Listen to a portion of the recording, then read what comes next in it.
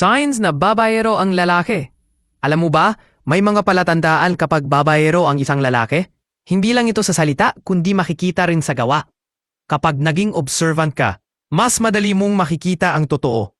Kaya, tapusin ang video para malaman lahat ng signs ngayon. At huwag kalimutang mag-subscribe at follow para sa love tips. 1.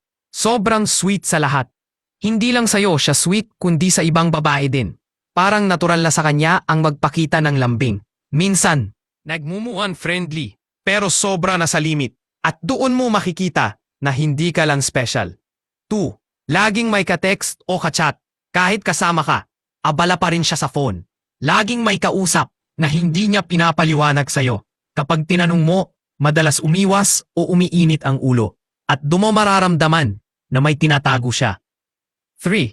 Mahilig sa palusot. Kapag nahuli mo, laging may dahilan na